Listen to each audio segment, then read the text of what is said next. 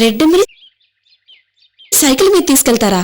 నేను ప్రస్తుతం మేడం గారి డ్రైవర్నండి. ఇదిగో ఈ సైకిల్ మీద ఎక్కించుకొని డ్రైవ్ చేసుకుంటూ తీసుకెళ్తానన్నమాట.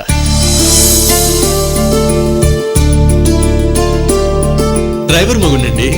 ఆవిడ నా ముందు ఇక్కడ ఇక్కడ ఇక్కడ కూర్చుంటుందన్నమాట.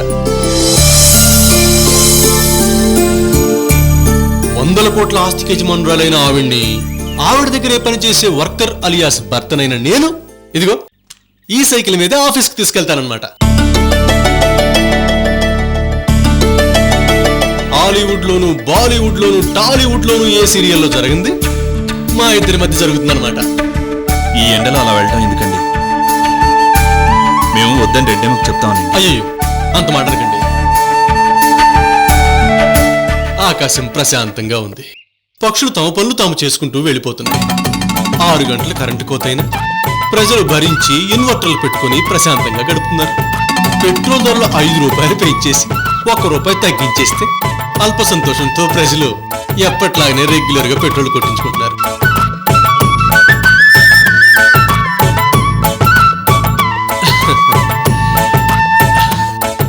చెమటలు కారుతున్నా నా భార్యని ఈ సైకిల్ మీద ఎక్కించుకుని ఆఫీస్కి తీసుకెళ్తున్నాను. దీన్నే అడ్జస్ట్మెంట్ అని కూడా అంటారు. ఇలా ప్రశాంతంగా అడ్జస్ట్ అవుతున్న మా మధ్య తుఫాను సృష్టించకండి.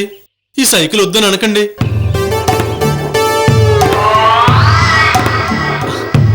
సైకిల్ రాష్ట్రానికి ఎంత అవసరమో కాదో నాకు తెలియదు కానీ నా భార్యని ఆఫీస్కి తీసుకెళ్ళడానికి మాత్రం ఈ సైకిల్ చాలా అవసరం అండి. అదండి మ్యాటర్.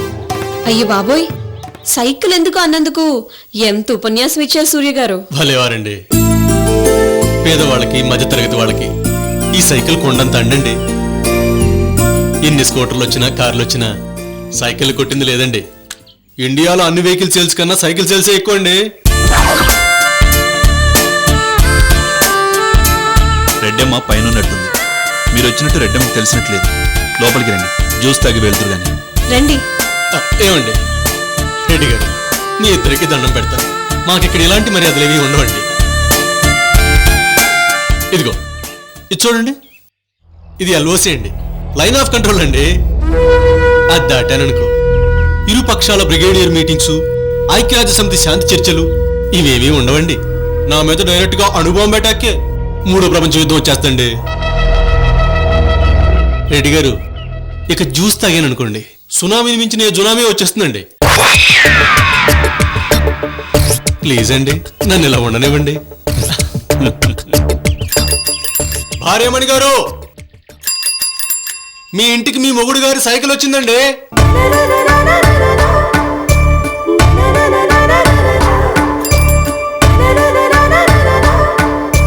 భార్యమణి గారు, వస్తున్నాను. నీకు ఒక మంచి పనిష్మెంట్. వస్తున్నా. ఏమండి భార్యమణి గారు, 10 కిలోమీటర్ల సైకిల్ తొక్కాలి, గంట పడుతుంది, త్వరగా రండి.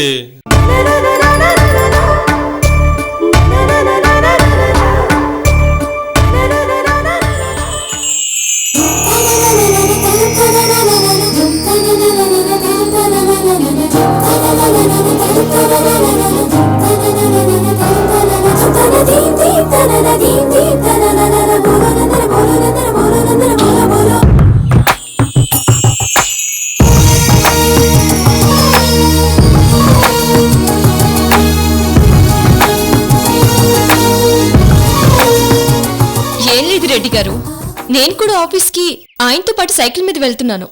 రోజు ఆయనే నన్ను పికప్ చేసుకొని మళ్ళీ డ్రాప్ చేస్తారు. ఇది మధ్య మాకు అలవాటైపోయింది.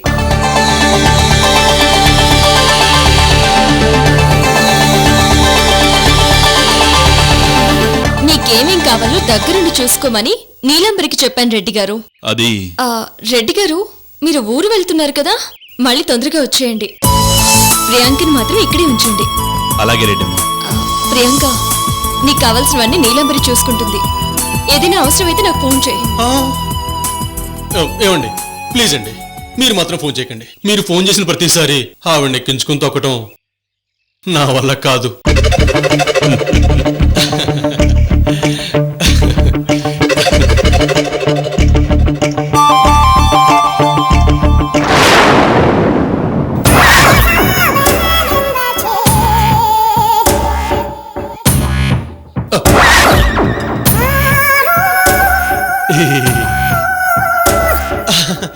అదే లేదు మేడం, మీరు ఎన్నిసార్లు ఇంటికి వస్తే అన్నిసార్లు తొక్కుకుంటూ తీసుకొస్తాను, మళ్ళీ అన్నిసార్లు ఆఫీస్కి తొక్కుకుంటూ తీసుకెళ్తాను.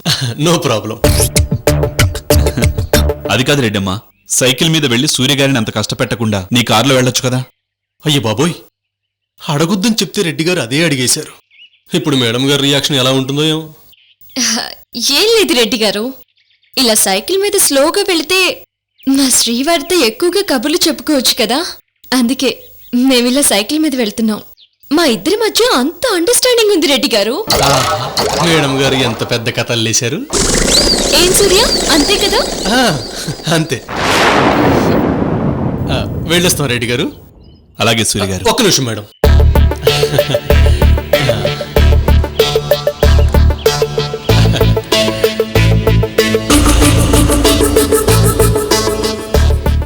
రండి మేడం. వస్తాను రెడ్డి గారు, వస్తాను ప్రియాంక.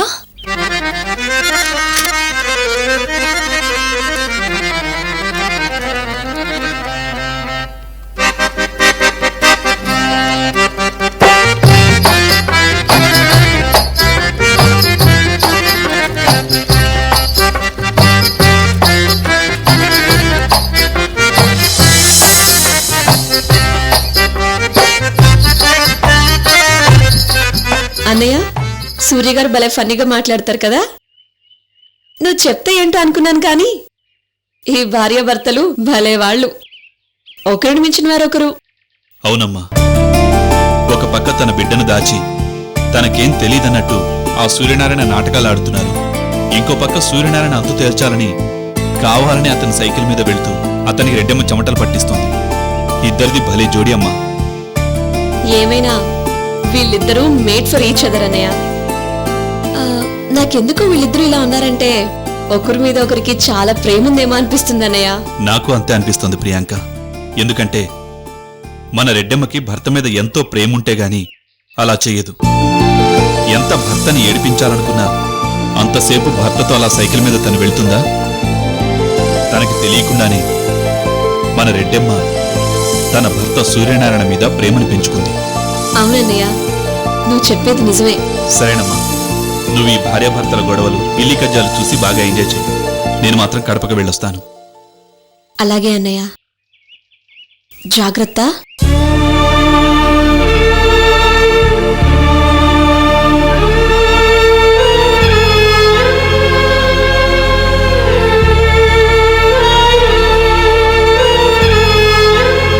ఏం పర్వాలేదమ్మా, నా కోసం మన వాళ్ళు అక్కడ ఎదురు చూస్తూ ఉన్నారు.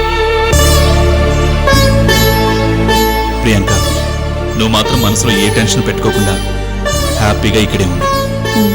అలాగే అన్నయ్య. సరేనమ్మా, సరే, జాగ్రత్త.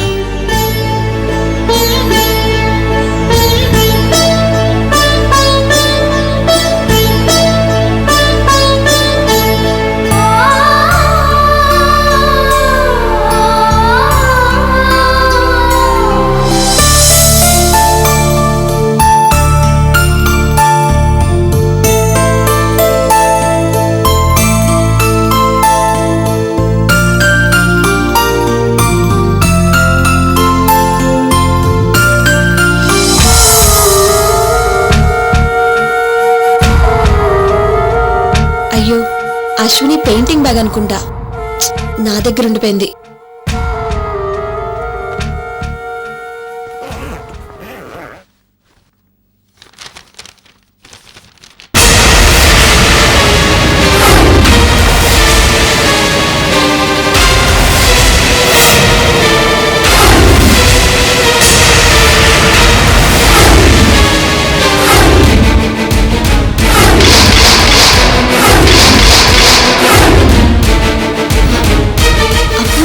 అశ్విని బ్యాగ్ లో ఉందేంటి?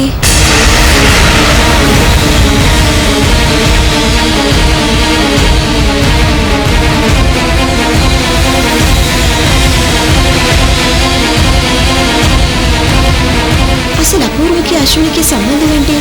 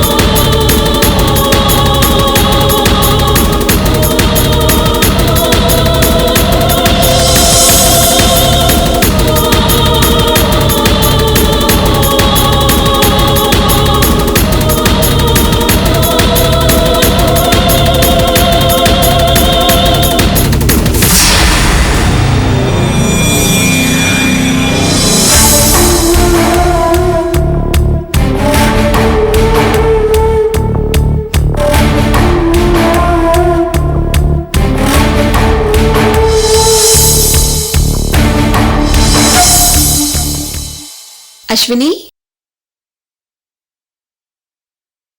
ఆంటీ రండి ఆంటీ.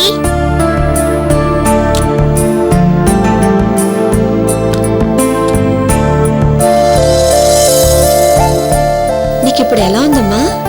బానే ఉంది ఆంటీ. ఏం చేస్తున్నావు? మా అమ్మ ఫోటోని పెయింట్ వేస్తున్నాను.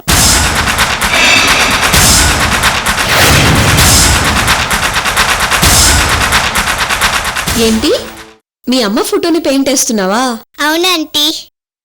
అశ్విని, ఆ రోజు నీ బ్యాగ్ అక్కడే ఉండిపోయింది, తీసుకొచ్చాను. Thanks aunty. ఆ, ఈ బ్యాగ్లో ఒక ఫోటో ఉంది. ఆ ఫోటో ఎవరిది? మా అమ్మదాంటీ.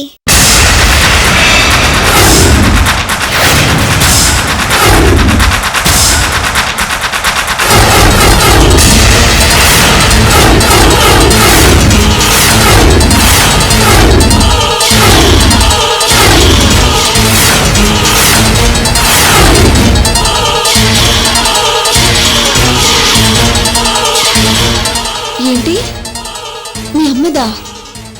అవునంటీ, మా అమ్మ ఫోటో.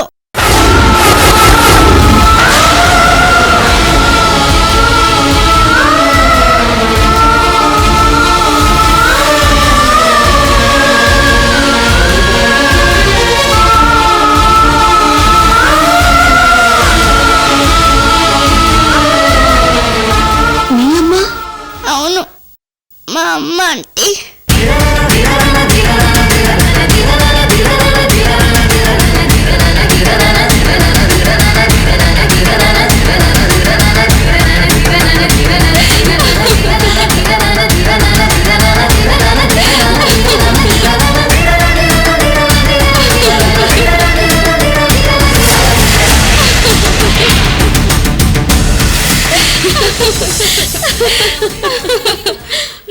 అవును, ఈ గుడ్ న్యూస్ అన్నయ్యకి ఇప్పుడే చెప్తాను.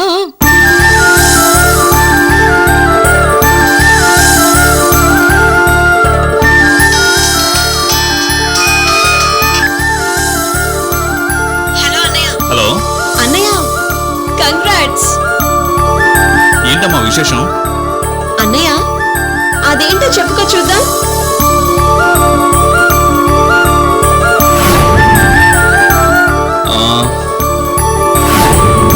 అదేంటో నాకు అర్థం కావట్లేదమ్మా, నువ్వే చెప్పు ప్రియాంక. నేను మేనత్తని కాబోతున్నాను. నాకు తొందరలో మేనకోడలు రాబోతుంది. Hey, what did you say?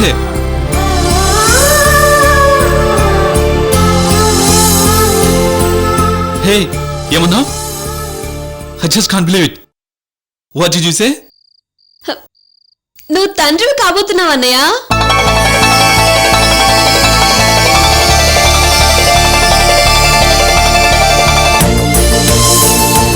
ఎంత మంచి శుభార్త చెప్పా ప్రియాంక. అమ్మా ప్రియాంక, ఒకసారి ఫోన్ అప్రూవ్కి ఇవ్వు. I just want to talk to her. అలాగే, ఇదిగో అన్నయ్య నీతో మాట్లాడతాడట.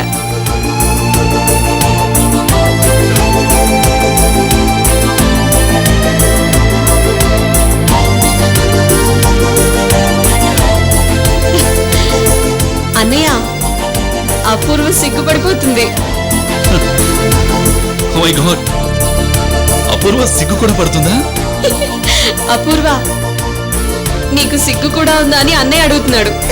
ఏంటి, ఇందాకటి నుంచి నేను సిగ్గుపడటం నేర్చుకుని సిగ్గుపడుతుంటే నీకు వెటకరంగా ఉందా? ఏయ్, ఇదిగో నువ్వే మాట్లాడు.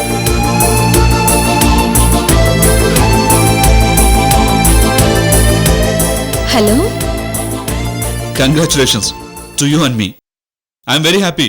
You made me father. నీకు కూడా.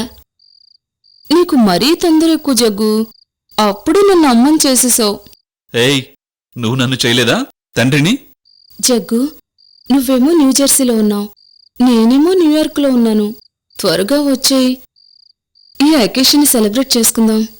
ఓకే ఓకే, నేను ఇమ్మీడియట్గా ఇప్పుడే బయలుదేరుతున్నాను. Okay, bye Jaggu. Bye darling, take care, I love you.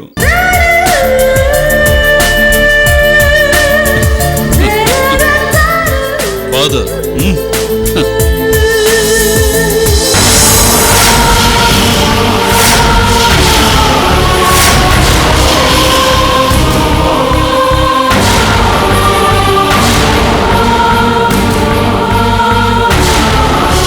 Ashwini మా అన్నయ్య కూతురు, నా మేనకోడలు, నా మేనకోడలు.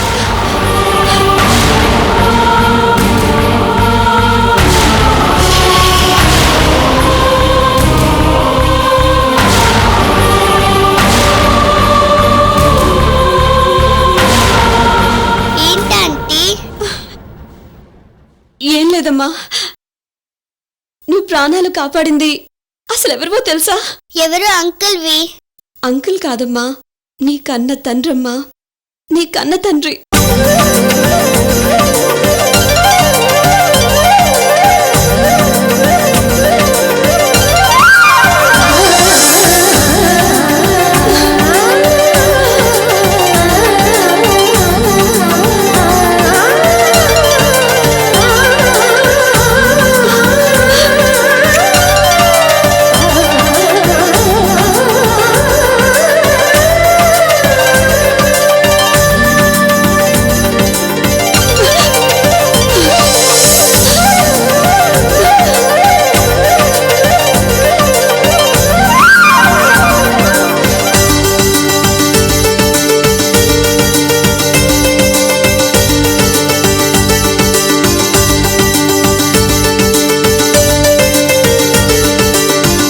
ఏమైందంటీ?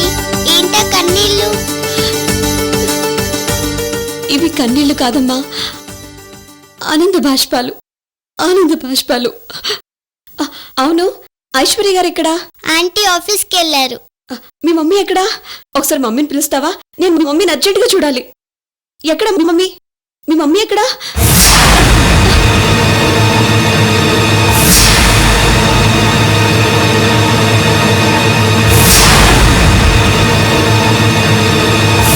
ఈ అమ్మ ఫోటో ఎక్కడా? నేను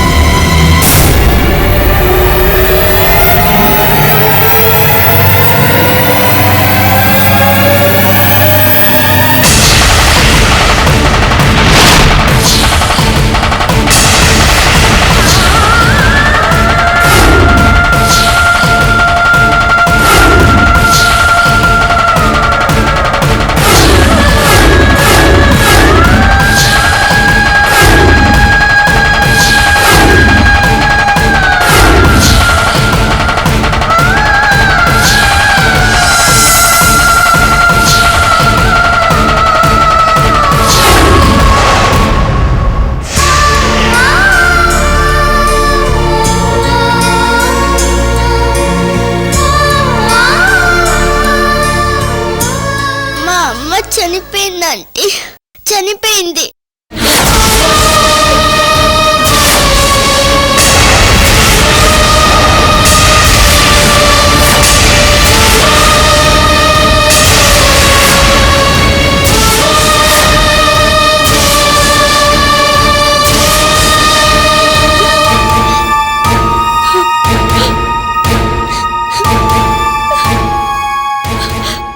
మా నాన్న మూలన మా అమ్మ చనిపోయిందంటే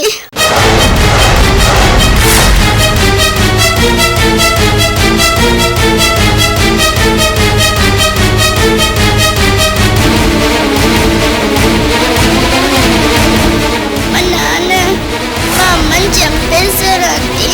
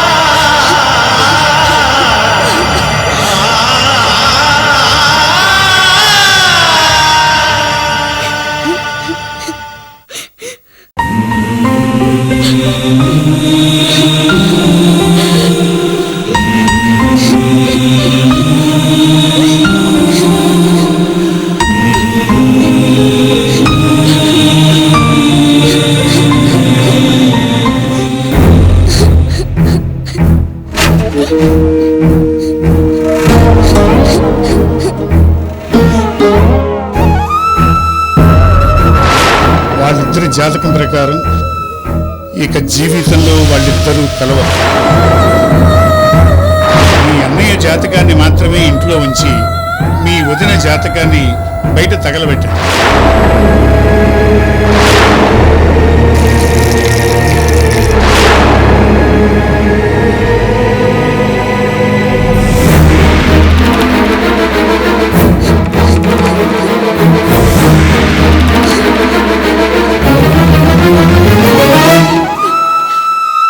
మీ అమ్మ చనిపోయిందా?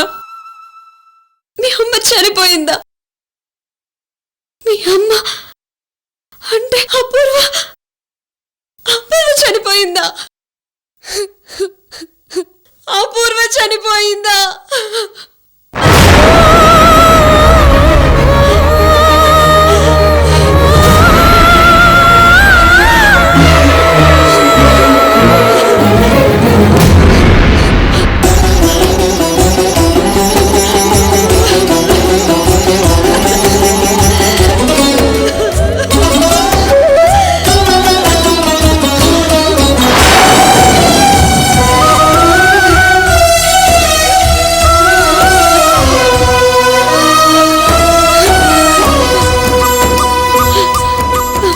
అపూర్వ, ఇంతకాలం నువ్వు చనిపోయావనే విషయం తెలుసుకోలేకపోయావు.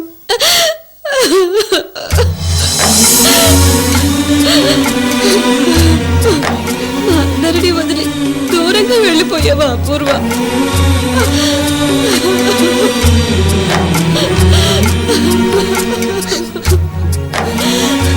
ఆంటీ, అమ్మా అశ్విని, ఏడవకమ్మా, ఊరుకో.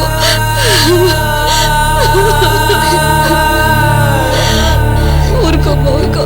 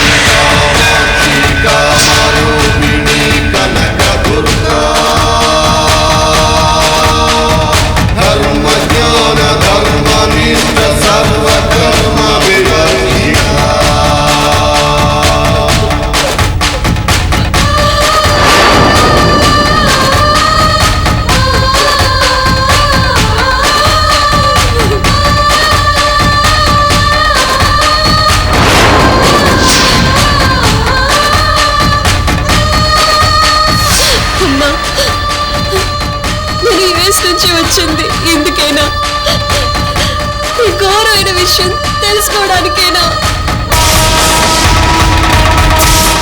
ఎందుకమ్మా ఇంత అన్యాయం చేశావు? మా అపూర్వని ఎందుకమ్మా తీసుకెళ్ళిపోయావు?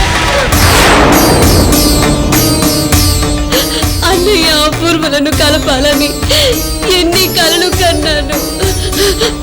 అన్నయ్య అపూర్వలు ఒకటే సుఖ సంతోషాలతో గడుపుతుంటే చూడాలని ఎన్ని హోప్స్ పెట్టుకున్నాను. కానీ నేను కన్న కలలన్నీ ఎందుకమ్మా నాశనం చేశావు? ఎందుకు నాశనం చేశావు? ఈ విషయం మా అన్నయ్యకి తెలిస్తే తట్టుకోగలడా? మా అన్నయ్య మనసేంటో నాకు తెలుసు. మా అన్నయ్య మనసులో అపూర్వ ఎంత గొప్ప స్థానం సంపాదించుకుందో నాకు తెలుసు.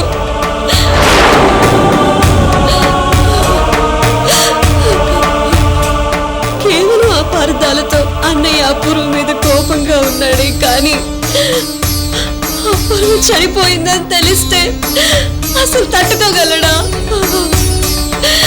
అసలు ఈ విషయం నేను అన్నయ్యకి ఎలా చెప్పాలి? నేను ఎలా చెప్పాలి? తన సొంత కూతురు చేతి మా అన్నయ్య ప్రాణాలు కాపాడేలా చేశావు. తన రక్తం పంచుకు పుట్టిన కూతురిని మా అన్నయ్య ముందు పెట్టి ఎంత పెద్ద నాటకం ఆడిస్తున్నావు కదమ్మా. మేము ఏ జన్మలో ఏ పాపం చేసామమ్మా? ఎవరికి ఏ అన్యాయం చేసామమ్మా? నాకెందుకమ్మా ఇంత పెద్ద శిక్ష వేశావు? ఎందుకమ్మా?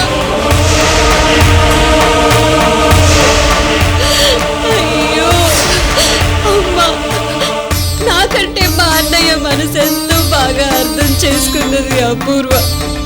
అలా చేసిందంటే నేను భరించలేకపోతున్నాను. అసలు అపూర్వ లేని మా అన్నని ఊహించుకోలేకపోతున్నాను.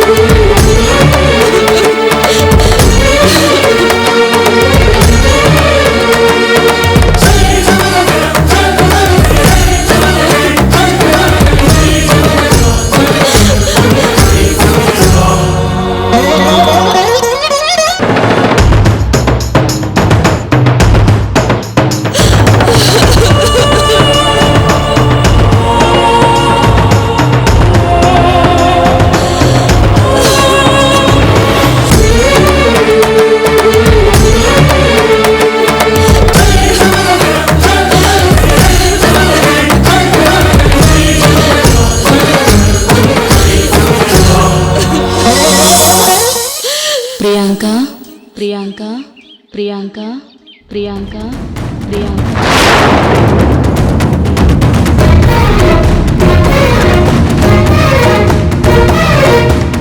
ఏంటి ప్రియాంక అలా చూస్తున్నా? నేను చనిపోలేదు, నేను చనిపోలేదు. నేను మీ చుట్టూనే తిరుగుతున్నాను ప్రియాంక.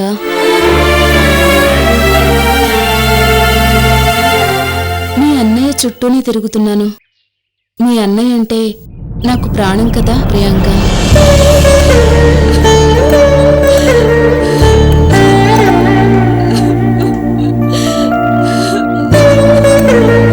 మీ అందరి గుండెల్లో నేనున్నంతకాలం నేను మీ మధ్యనే ఉంటాను ప్రియాంక, మీ మధ్యనే ఉంటాను.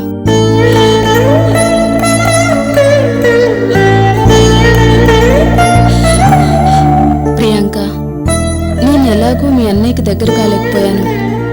కనీసం నా కూతురు అశ్విని మీ అన్నయ్యకి దగ్గరైతే చాలు. ప్లీజ్ ఆ పంచే ప్రియాంక.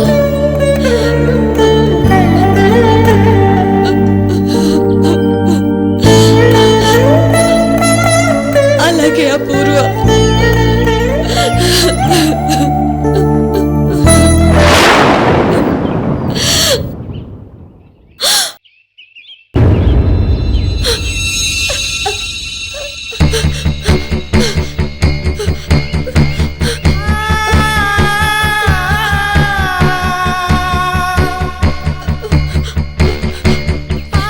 అపూర్వ నిజంగా మా మధ్య తిరుగుతున్నట్టు భ్రమే కావచ్చు, కానీ అపూర్వ చనిపోయిన అపూర్వ ఆత్మ మాత్రం మా అన్నయ్య చుట్టూనే తిరుగుతుంది. ఎందుకంటే మా అన్నయ్యని అపూర్వ అంత గొప్పగా ప్రేమించింది. అపూర్వకి చావుండొచ్చేమో కానీ అపూర్వ ప్రేమకి చావుండదు. అదే అపూర్వమైనది, చాలా అపూర్వమైనది.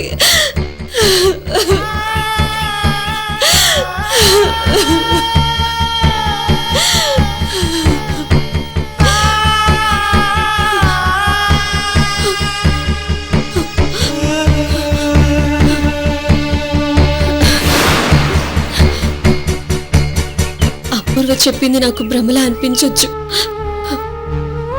కానీ నా మేనకోడలైన అశ్విని మా అన్నయ్య దగ్గరికి చేర్చాలి, మా అన్నయ్య దగ్గరికి చేర్చాలి. జగదీశ్వరరెడ్డి వారసురాలు అశ్వినిరెడ్డి ఉందని ప్రపంచానికి తెలియాలి. అసలు అన్నయ్యతో మనస్పర్ధలు వచ్చి యుఎస్ నుంచి అపూర్వ ఎందుకు సడన్ గా ఇండియాకి వచ్చిందో తెలుసుకోవాలి. ఎందుకు మా అన్నయ్య మోసం చేశాడని చనిపోయిందో తెలుసుకోవాలి.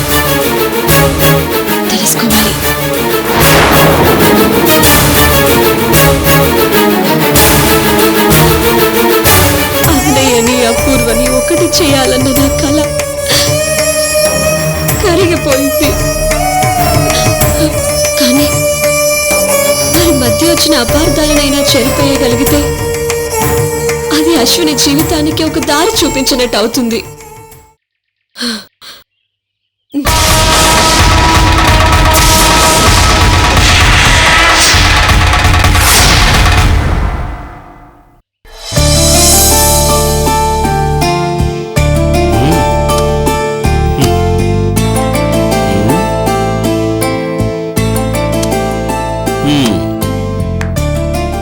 ఏమయ్యా, నీ కూతురికి కొడుక్కి మంచి మార్కులు వచ్చాయా? అవును సార్. ట్రాన్స్ఫర్ మీద నేను ఇక్కడ జాయిన్ చేసుకోవాలా? అవును సార్. అయితే ఓ పని చేయమ్మా, మీ పిల్లలిద్దరికీ కలిపి ఒక 5 lakhs డెవలప్మెంట్ ఫండ్ కింద ఇక్కడ పే చేయండి.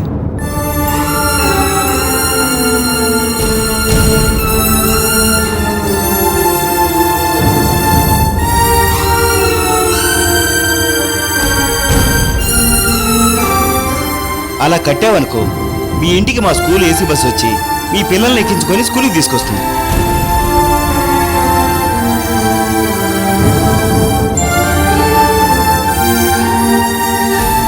మీ పిల్లలకు మా ఏసీ గదుల్లో చక్కగా ఫారిన్ టీచర్స్ చదువు చెప్తారు. సార్, నేను డొనేషన్ కట్టలేను కానీ ఫీజు మాత్రం ఏదో విధంగా కట్టగలను సార్. మరంత ఇచ్చుకోలేని వాడివి ఇక్కడికి ఎందుకు వచ్చావయ్యా? ఈ జూబ్లీ హిల్స్ లో మా స్కూల్లో చదువుకునే పిల్లలంతా బాగా డబ్బున్నవాడి పిల్లలే.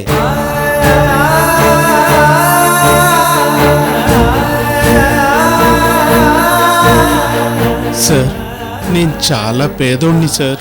సార్, నాకు మా చెల్లెలకి ఏ గ్రేడ్లో చాలా మంచి మార్కులు వచ్చాయి సార్. ఇంకొకసారి చూడండి సార్. అయితే నువ్వు నీ చెల్లెలు మంచి మేధావులన్నమాట. Very good. అయితే ఒక పని చేయండి, మీలాంటి మేధావుల కోసం మా స్కూళ్ళు ఎందుకు, గవర్నమెంట్ స్కూళ్ళు ఉన్నాయి, వెళ్ళండి.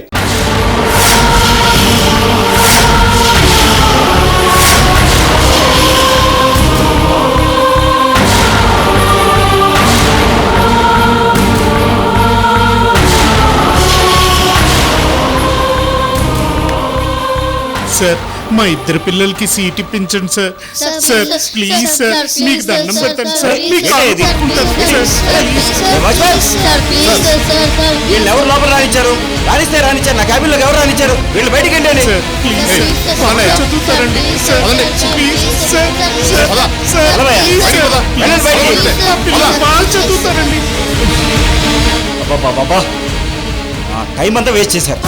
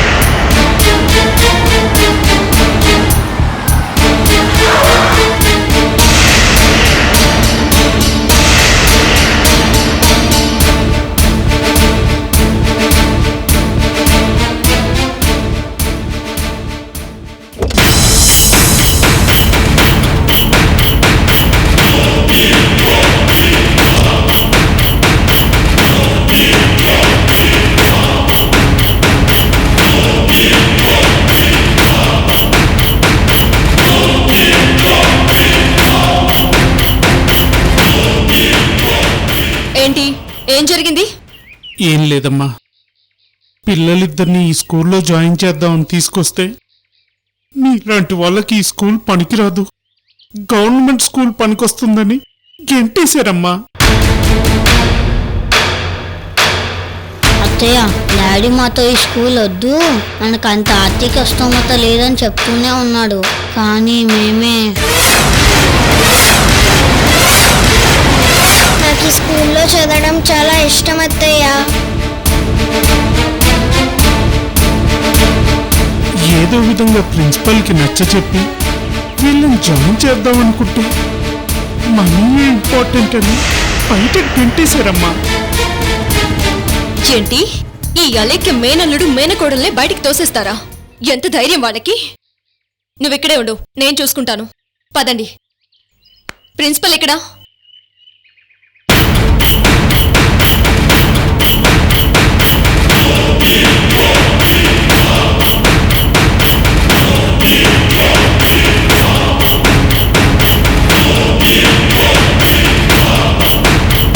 ఎక్కడా ప్రిన్సిపల్ గారు? ఎక్కడా?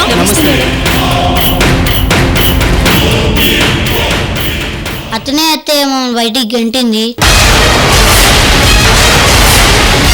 నీకెంత ధైర్యం రా? ఈ అలెక్కి మేనకోడలు మేనల్లుండి బయటికి గెంటుతావా?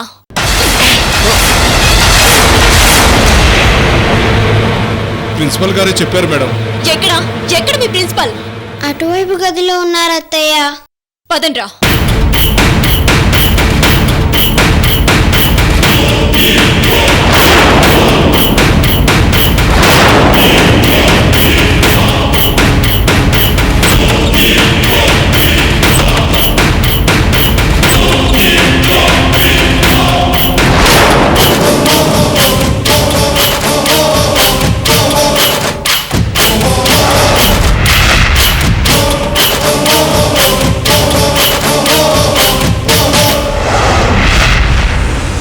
ప్రిన్సిపల్, ఒళ్ళెలా ఉంది? నా మేనల్లుండి మేనకోడల్ని బయటికి గెడతావా? మీ స్కూల్ చైర్మన్ ఎక్కడా? ఆయనకి ఫోన్ కలుపు, నేను మాట్లాడతాను.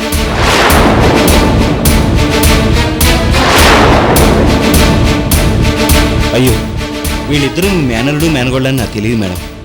మీ అన్నయ్య గారైనా చెప్పొచ్చు కదా, తను ధనంజయరావు గారు అబ్బాయినని. మీరు ఇక్కడ కూర్చోండి మేడం, ఓ 5 నిమిషాల్లో మీ మేనల్ని మేనగోడిని జాయిన్ చేసి వస్తాను.